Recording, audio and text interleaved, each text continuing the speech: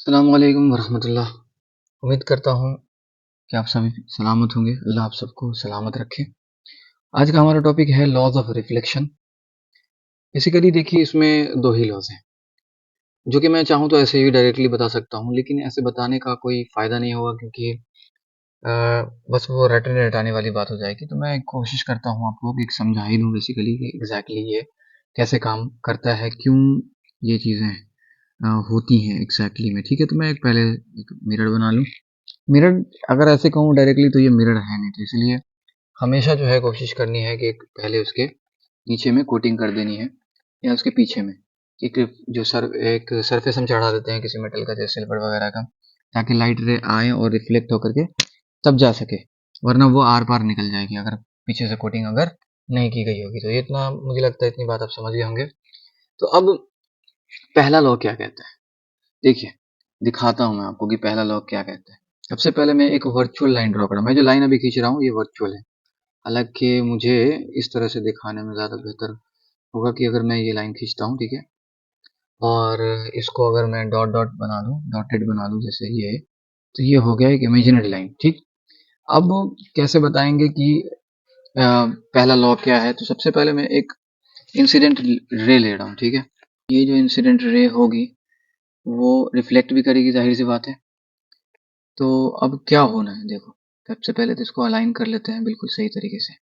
तो सबसे पहला लॉ कहता है कि जो फर्स्ट लॉ है, सबसे पहला लॉ, ठीक है, वो ये कहता है कि एंगल ऑफ इंसिडेंट और बराबर होगा एंगल ऑफ रिफ्लेक्शन के, यानी जितने एंगल पे लाइट रे आएगी उतने ही एंगल पे वो रिफ्लेक्ट भी होती है। लेकिन सवाल ये पैदा होता है, यानी ये इंसिडेंट रे है, सवाल ये पैदा होता है कि हम एंगल एंगल मेजर कहाँ से करें। क्या हम एंगल यहाँ से मेजर करें मिरर के रिस्पेक्ट में इंसिडेंट रे का, और रिफ्लेक्टेड रे का हम यहाँ से मेजर करें?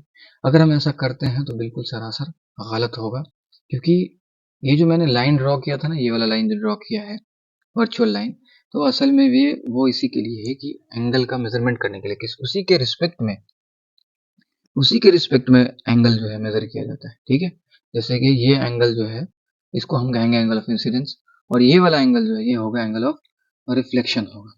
तो हम दोनों ही एंगल को देख सकते हैं कि एंगल ऑफ इंसिडेंस और एंगल ऑफ रिफ्लेक्शन दोनों ही नॉर्मल के रिस्पेक्ट में लिए गए हैं।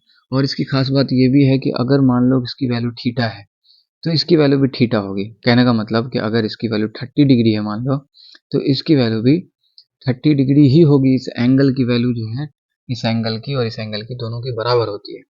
ठीक है, तो सबसे पहला लॉ ये हो गया। सेकेंड लॉ क्या कहता है, देखो एकदम बिल्कुल सिंपल है।